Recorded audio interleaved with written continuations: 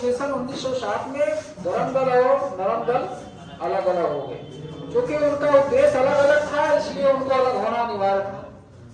इधर सूरत अधिवेशन में तिलक को बनाना चाहते थे, कई बाल गंगाधर तिलक को अध्यक्ष बनाना चाहते थे, कई लाला लाजपत राय भी मिलता है अध्यक्ष बना, या तिलक या लाला लाजपत राय को अध्यक्ष बनाना चाहते थे उग्रवादी दल वाले, लेकिन उदारवादी दल वाले जो है रास बिहारी बोस को वाल्मीकि के निर्देशानुसार बना दिया। फिर तिलक ने कहा कि ऐसा है कि हमारे प्रस्ताव को कम से कम कांग्रेस के मंच में पढ़ने देंगे कि नहीं पढ़ने देंगे। तो मदन मोहन मालवीय ने उनकी बातों को अनदेखा कर दिया, कहा नहीं, आपकी विचार जो है ब्रिटिश शासन के प्रति जो है अच्छा नहीं है और आप जो है इसको पढ़ नहीं सकते, उनका यही सोचना ही होगा, इसलिए पढ़ने नहीं दिए। तो ये उग्रवादी और गरम दल वाले, जिसको आतंकवादी दल भी वामपंथी कहते हैं, ये बोल दिए कि अब जो है हमारे साथ अब अन्याय हो रहा है। और जब नहीं पढ़ने दिए तो एच.एस. नेल्सन ने लिखा कि वहां जो पत्रकार था, जो आंखों देखा हाल लिखा, वहां पे लोग एक दूसरे की कुर्सी फेंकने लगे, एक मारा पीटा चालू हो गया, हो हल्ला चालू हो गया। और इस प्रकार से जब परिस्थिति आई, तिलक और उसमें भी मोतीलाल नेहरू ने समझाने का प्रयास किया कि नहीं, ऐसा होना नहीं चाहिए, दोनों लोग की समझौता कराने का प्रयास किया, लेकिन अंत में हुआ क्या, सूरत अधिवेशन 1960 में नरम दल अलग और गरम दल अलग हो गए। और अब देखिए राष्ट्रीय आंदोलन कमजोर पड़ेगा। अब इनका उद्देश्य है कि हमें पूर्ण स्वराज, गरम दल वालों का उद्देश्य, उग्रवादी दल का उद्देश्य है कि हमें पूर्ण स्वराज चाहिए, हमें ब्रिटिश शासन की भिक्षावृत्ति की नीति हमें नहीं चाहिए, हम क्यों भिक्षा मांगेंगे किसी से, भाई हमारा देश है, भिक्षा क्यों मांगेंगे किसी से। अब ये सब अपना अपना प्रयास करने लगे। आयोग कहते हैं कि नहीं, ब्रिटिश हमारे हिमायती हैं, हम उनसे जो है क्रमिक संवैधानिक रूप से उदारवादी चाहते हैं कि हम ब्रिटिश से मांग करेंगे और धीमे धीमे हमको जो है छूट देंगे। वो अहिंसा की नीति की पालन करते हैं, आए क्रांति की नीति की पालन करते हैं, हिंसा की नीति का पालन करते हैं, तत्काल चाहिए, लेकिन हमसे हिंसा की नीति ज्यादा दिन तक चलने वाला नहीं, क्योंकि ब्रिटिश के पास ये सब कुछ संसाधन रिसोर्सेज है, सैनिक उनके पक्ष में है, इधर आप एक हो ही नहीं रहे हैं। और ब्रिटिश की जो है चाहा, उसके बाद धीरे धीरे वो चाहते थे फूट डालो राज करो की नीतियां, और बाद में यही हुआ कि उग्रवादी दल को दमन करने के लिए अलग अलग नीतियां चालू कर दी। प्रेस अधिनियम 1910 लगा दी, फौजदारी अधिनियम, फौजदारी कानून 1908 लगा दिए। इस तरह से जो है उग्रवादियों का दमन किया गया। उदारवादी रह गए, क्योंकि वो ब्रिटिश के साथ, सरकार के साथ रहते थे, वो चाहते थे कि हमें क्रमिक छूट दे दिया जाए। उदारवादी सतत चलते रहे, अहिंसा की नीति का पालन करते रहे, लेकिन अंग्रेजों का एक ही कुचक्र था, फूट डालो और राज करो। चाहे राष्ट्रवाद, एक ही कमाया भी था कि राष्ट्रवाद, इसका उद्देश्य ये था कि राष्ट्रवाद को मतलब राष्ट्रवाद को कमजोर करना था। क्या था? कमजोर करना था। राष्ट्रवाद को कमजोर करने के लिए वोट डालना पड़ेगा आपको, और इसमें भी हिंदू मुस्लिम को अलग अलग करने का प्रयास किया गया, अलग अलग करने का प्रयास किया गया। अब यहाँ पे उग्रवादी दल तो अलग हो गए, उदारवादी दल अलग हो गए, लेकिन भारत शासन अधिनियम 1909 में एक ऐसा कार्य होगा जिससे मुसलमान पूरी तरह से किसकी हिमायती हो जाएंगे? अंग्रेजों की। किसकी हिमायती हो जाएंगे? अंग्रेजों की। और इसी को जो है एक्ट को पार्लियामेंटो सुधार के नाम से भी जाना जाता है। लेकिन भारत शासन अधिनियम 1909 को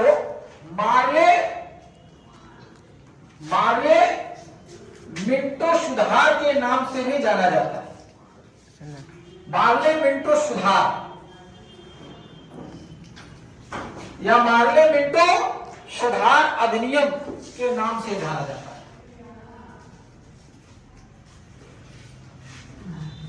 यह भी प्रश्न पूछ लेता है कि अधिनियम 1909 को किस नाम से जाना जाता है? पार्लियामेंटो, याद कर लेना, पार्लियामेंटो सुधार के नाम से जाना जाता है। मार्ले उस समय भारतीय सचिव थे। क्या थे? भारत सचिव थे। क्या थे? मार्ले भारत सचिव थे। ये भी प्रश्न पूछता है। अब मिंटो भारत का वायसराय था। मिंटो भारत का वायसराय था। यह भी प्रश्न पूछ लेता कि भारत शासन अधिनियम पूछा है प्रश्न यूजीसी में और आपके पीसीएस में या कुछ में, सब में, मतलब आपके एग्जाम में भी पूछे गए तो छोटी मोटी एग्जाम है तो पूछ लेता है। लेकिन बात को क्लियर रखो तो मार्ले क्या थे? भारत सचिव थे। क्या थे? भारत सचिव थे। अब मिंटो क्या थे? तत्कालीन भारत के वायसराय थे। क्या थे? भारत के वायसराय थे। क्लियर हुआ? क्लियर हुआ? और इसी में भारत शासन अधिनियम 1909 या पार्लियामेंटो सुधार अधिनियम 1909 में पहली बार मुसलमानों के लिए पृथक निर्वाचन की व्यवस्था कर की जाएगी। क्या कर दी जाएगी? अलग निर्वाचन क्षेत्र की व्यवस्था कर दी जाएगी। क्या कर दी जाएगी? अलग निर्वाचन क्षेत्र की व्यवस्था कर दी जाएगी। ठीक है? और यहीं पे सांप्रदायिकता का नींव पड़ जाएगी। अलग निर्वाचन अगर मुसलमानों को देंगे तो इसका मतलब मुसलमान आपके हिमायती हैं। गलत सेंस में अभी मत लेना कि हमको अगर यहाँ मुस्लिम बच्चा कोई बैठा हो तो टारगेट न लेना।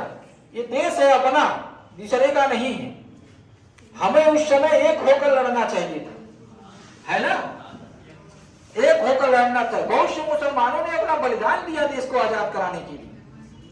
बहुत से मुसलमानों ने नहीं अगर बलिदान देता तो आज जो है इस स्थिति में हम आते नहीं ना।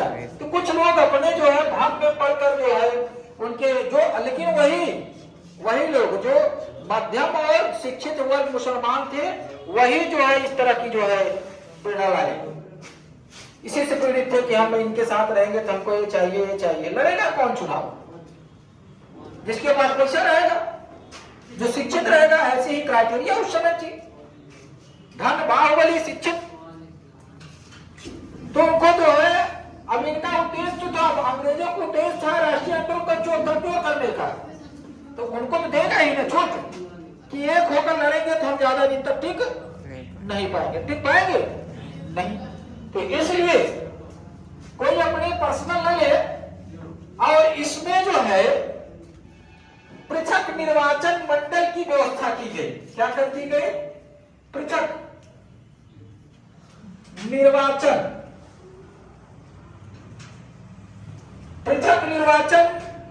मंडल की व्यवस्था की गई। इसमें पृथक निर्वाचन, लिख लो, इसमें पृथक निर्वाचन मंडल की व्यवस्था की गई। लिखते चले जाओ। इसमें पृथक निर्वाचन मंडल की व्यवस्था की गई।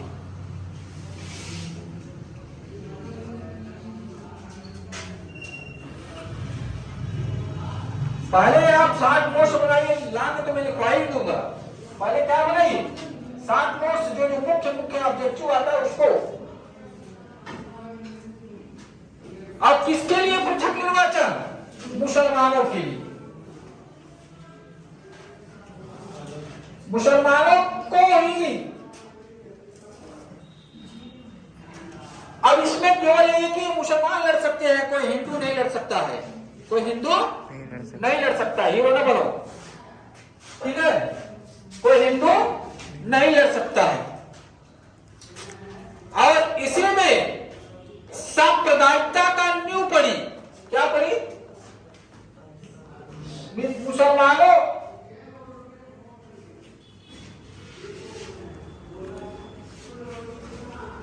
तो सांप्रदायिकता का नींव पड़ी। इसी भारत शासन अधिनियम 1909 पार्लियामेंटो सुधार में सांप्रदायिकता क्या नींव पड़ी। यही सांप्रदायिकता जो पृथक निर्वाचन की बात हो गई, बाद में जाकर क्या हुआ? भारत और पाकिस्तान देश बन गए। पृथक निर्वाचन तो सांप्रदायिकता का क्या पड़ेगी? नींव पड़ेगी। क्या पड़े? नींव पड़े। सांप्रदायिकता क्या पड़ती? नींव पड़े। दूसरा हेडिंग इसका ही। और अब जो है मुसलमान संप्रदाय अलग और हिंदू संप्रदाय तो राष्ट्रीय आंदोलन कमजोर करने का प्रयास किया गया और इसी में अप्रत्यक्ष निर्वाचन प्रणाली की भी शुरुआत होगी। अप्रत्यक्ष निर्वाचन प्रणाली व्यवस्था की शुरुआत।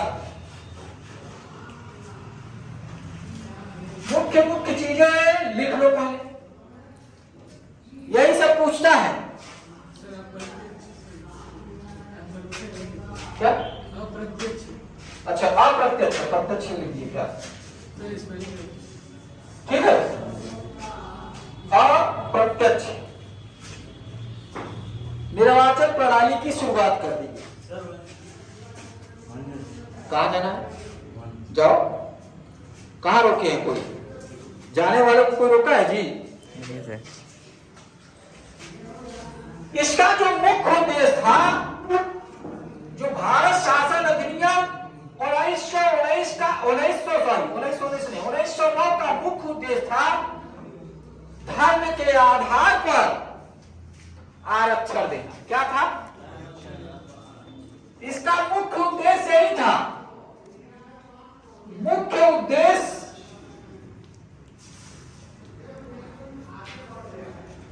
धर्म के आधार पर आरक्षण की व्यवस्था करना। अब किसके धर्म? मुसलमानों के। तो मुसलमानों के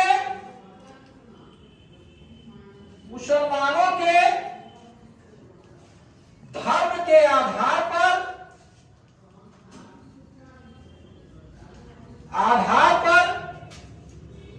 आरक्षण देना। आरक्षण मुख्य उद्देश्य यही था, धर्म के आधार पर क्या देना? आरक्षण देना।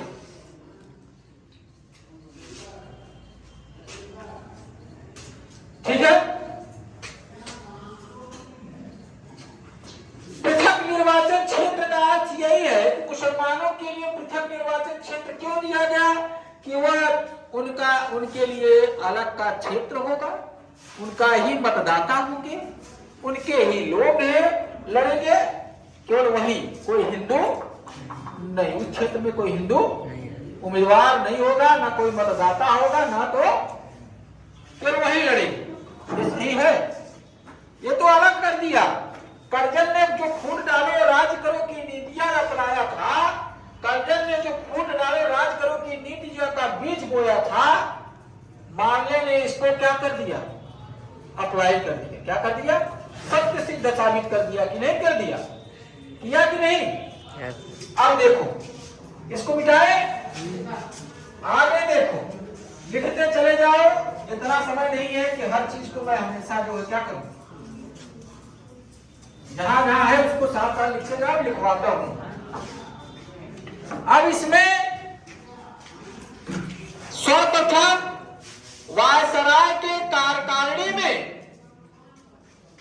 लिखो, वायसराय, पांचवा हेडिंग, वायसराय के कार्यकारिणी में,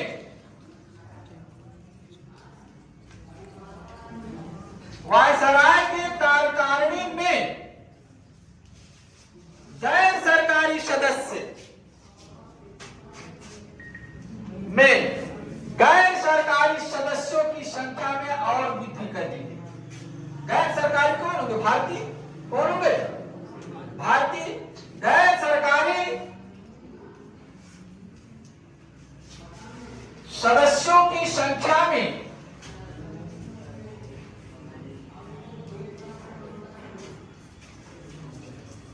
और वृद्धि कर दी गई, और वृद्धि कर दी गई। लिखते जाओ। कारण है कि शॉर्ट नोट्स बनाओगे, लॉन्ग नोट्स हमें खुद लिखवा देंगे, पहले शॉर्ट तो लिखो।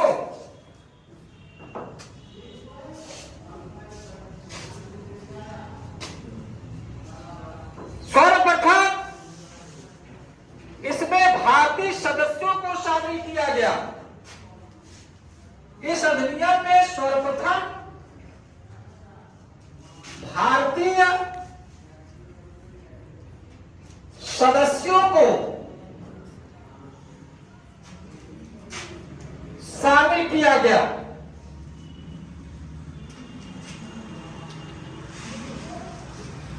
सदस्य को शामिल किया गया जिसका नाम है सत्येंद्रनाथ सिन्हा। सदस्य को शामिल किया गया जिसका नाम है, जो सदस्य शामिल हुआ उसका नाम है सत्येंद्रनाथ सिन्हा, जिसका नाम सत्येंद्रनाथ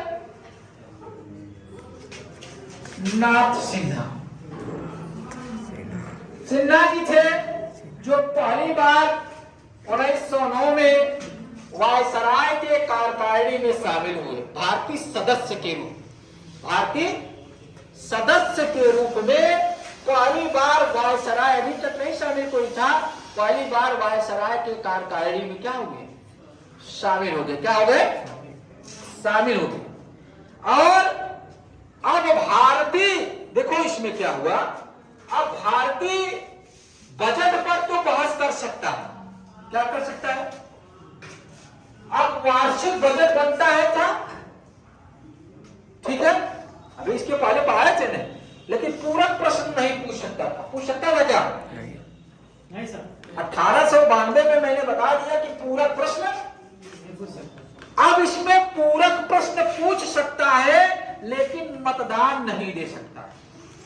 वार्षिक बजट जो बनता था, जो गलत सही होता है, उसमें दोबारा इसमें प्रश्न लगा सकता है, प्रश्न पूछ सकता है क्यों बना, पूरक प्रश्न पूछ सकता है, लेकिन मतदान इसमें नहीं दे सकता। लिखो वार्षिक, इसमें